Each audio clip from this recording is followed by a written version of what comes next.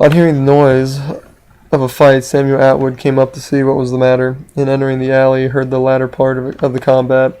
When the boys, who had been fighting, had dispersed, he met the 10 or 12 soldiers who had been fighting with them, rushing down the alley toward the square, and asked them if they had intended to murder people.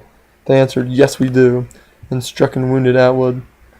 Immediately after those heroes, the British officers appeared in the square, asking where were the cowards.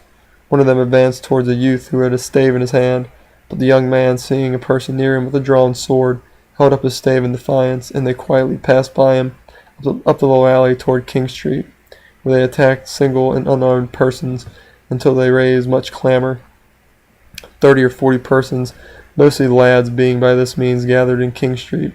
Captain Preston, with a party of men with charged bayonets, came from the main guard to the commissioner's house, the soldiers pushing their bayonets, crying, "Make way!" They took place by the custom house, and continuing to push to drive people off, pricked some in several places, on which they were clamorous, and, it is said, threw snowballs. On this the captain commanded them to fire, and more snowballs coming, he again said, "Fire! Be the consequences what it will." One soldier then fired, and a townsman with a cudgel struck him over the hands with such force that it dropped his firelock, and rushing forward aimed a blow at the captain's head, which grazed his hat and fell pretty heavy on his arm. However, the soldiers continued to fire successfully until 7 or 8, or as many as 11 guns were discharged. By this fatal maneuver, 3 men lay dead on the spot, and 2 more struggled for life.